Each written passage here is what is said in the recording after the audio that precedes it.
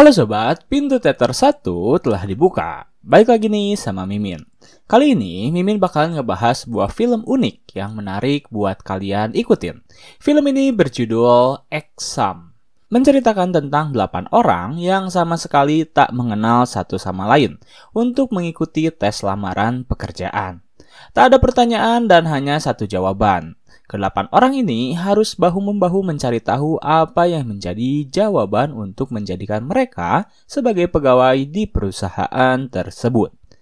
Tanpa pertanyaan dan tanpa petunjuk, apa yang bisa mereka lakukan? Apakah saling membunuh?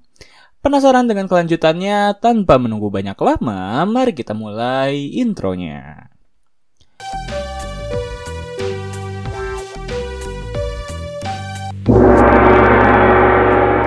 Scene dimulai dengan menampilkan 8 orang yang dikumpulkan ke dalam suatu ruangan. Masing-masing dari orang itu sama sekali tak mengenal satu sama lain. Mereka berpakaian rapi dan siap untuk menjalani tes lamaran pekerjaan. Setelah semua peserta duduk, seorang manajer datang untuk memberikan penjelasan kepada mereka semua. Manajer itu berkata bahwa mereka yang berada di dalam ruangan telah mengikuti semua ujian dengan sangat berat. Dan inilah ujian terakhir mereka sebelum diterima sebagai pegawai perusahaan. Masing-masing dari mereka diberi satu lembar kertas dan satu pensil. Namun, manajer memberitahu peraturan yang tak boleh mereka langgar, yaitu mereka tak boleh merusak kertas, tak boleh berbicara dengan penjaga maupun berusaha berkomunikasi dengannya via CCTV yang siap untuk merekam segala aktivitas yang akan mereka lakukan. 8 orang itu diberi waktu selama 80 menit untuk mencari jawaban dari pertanyaan yang tidak ada. Semua orang kebingungan dan saat waktu telah dimulai, manajer meninggalkan ruangan. Semua orang terdiam, berusaha untuk saling mengamati satu sama lain hingga menunggu ada yang bergerak. Namun tiba-tiba seorang wanita keturunan Chinese menulis sesuatu. Pergerakannya tertangkap oleh CCTV dan otomatis penjaga langsung membawanya keluar begitu saja. Setelah melihat apa yang terjadi, barulah ketujuh orang yang tersisa mulai mengerti. Mereka berusaha berbincang, mencari apa yang diperbolehkan untuk dilakukan dan apa yang tak boleh dilanggar.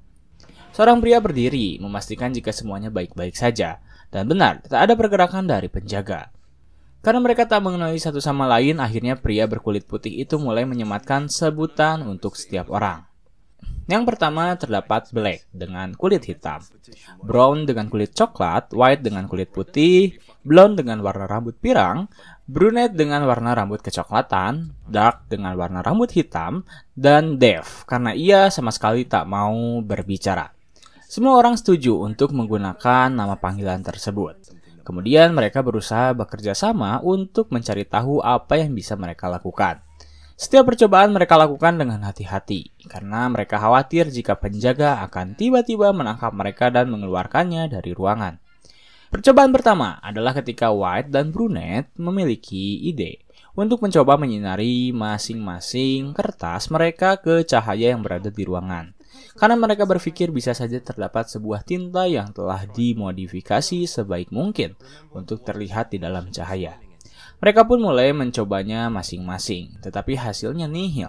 Bahkan kertas milik Dev pun tak berfungsi sama sekali. Setelah gagal, Black tiba-tiba menjelaskan bahwa cahaya itu adalah spektrum.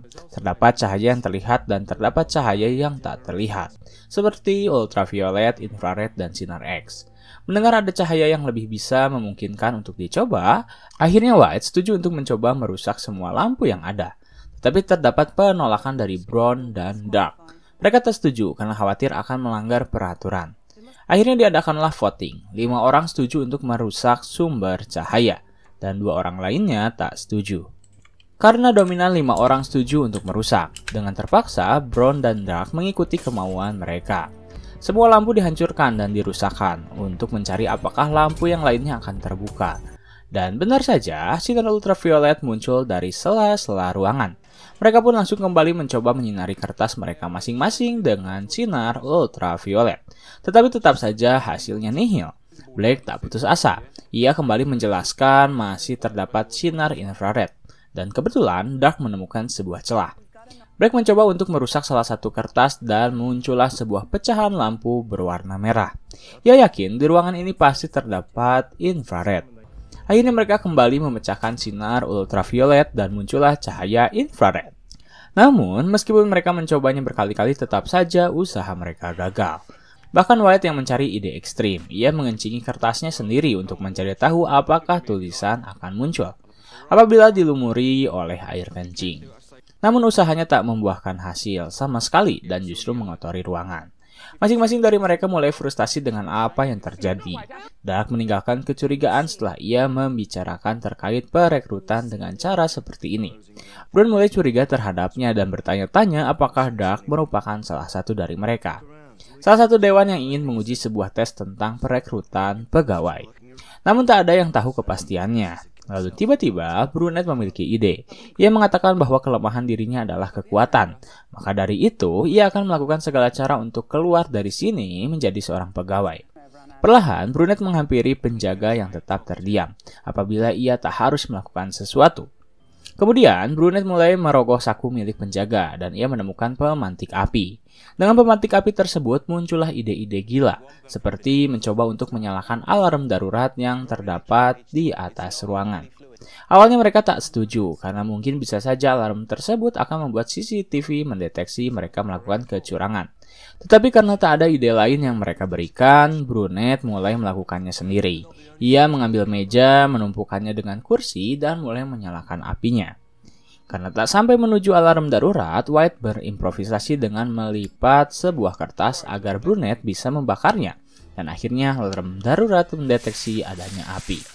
Air tiba-tiba keluar cukup deras. Brown dan Black berusaha melumuri kertas dengan air untuk mencari tahu apakah akan muncul sebuah tulisan jika mereka melumurinya dengan air.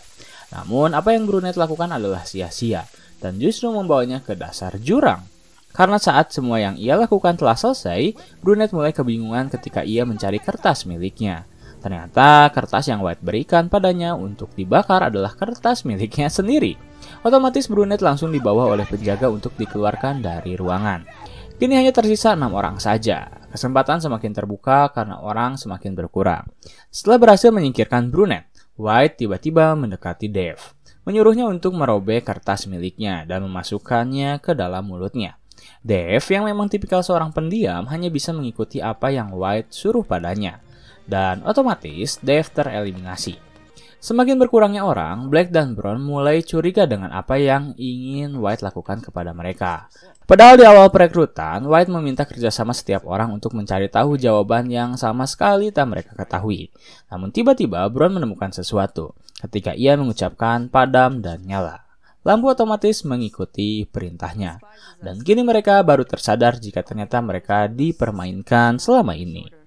Waktu semakin menipis, 30 menit tersisa dan White masih banyak berbicara.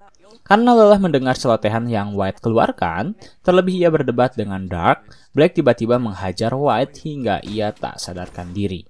Kemudian Black mengikat White, menyumpal mulutnya dengan dasi agar ia tak mau berbicara. Setelah itu, Black menyuruh White untuk merusak kertasnya sendiri.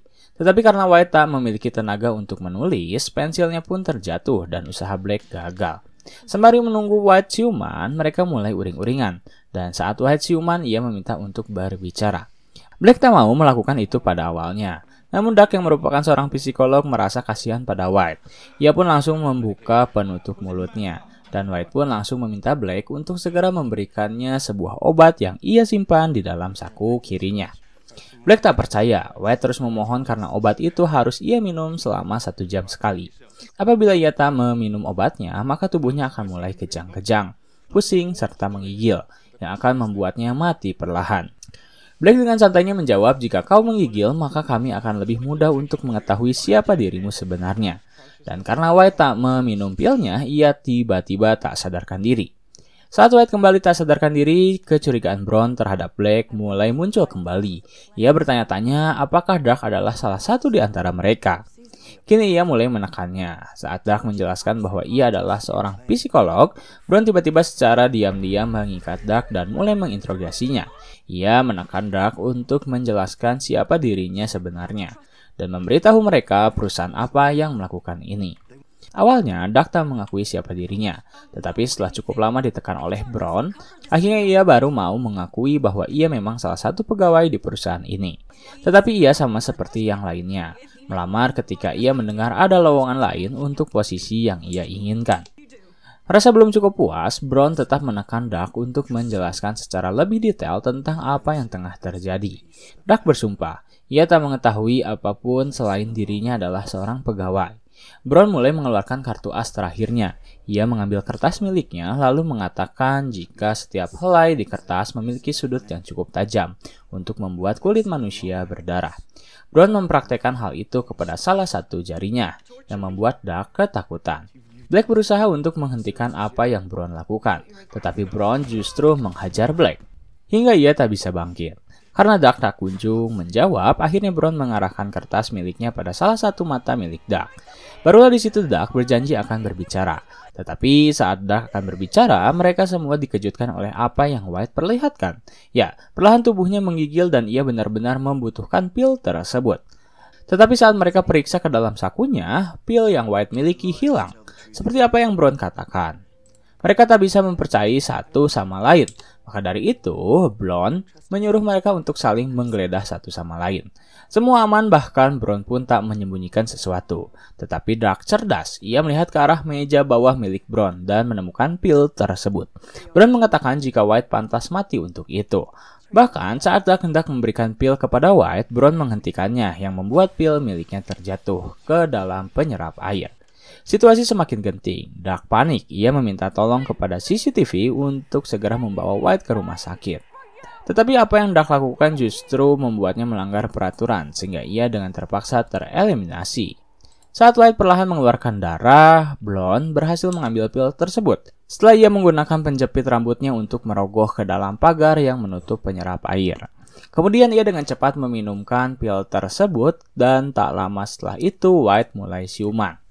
Setelah ia siuman, waktu semakin mepet. 10 menit tersisa untuk mereka berusaha mencari jawaban. Saat White mulai pulih, ia langsung mengajak Brown untuk menyelesaikan permasalahan yang mereka miliki masing-masing.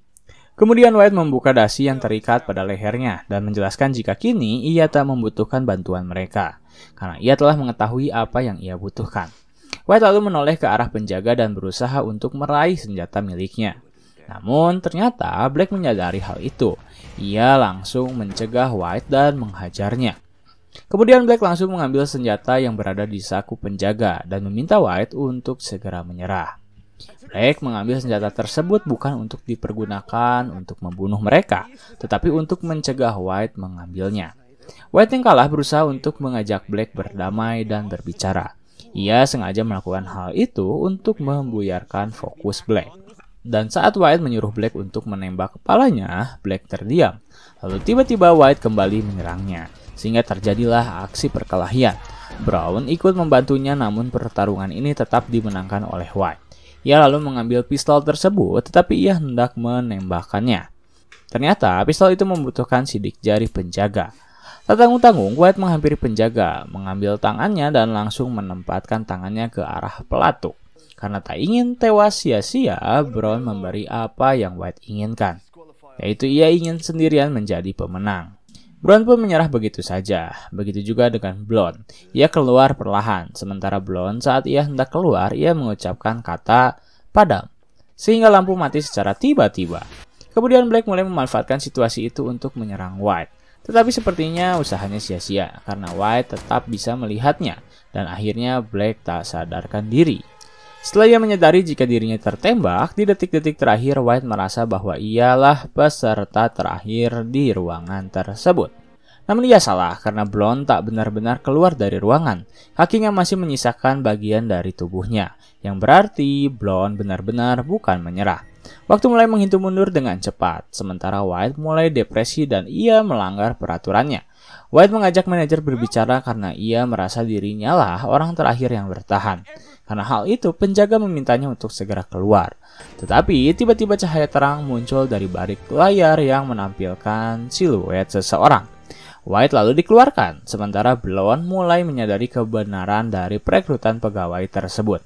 Ia mengambil sebuah kacamata yang tergeletak begitu saja.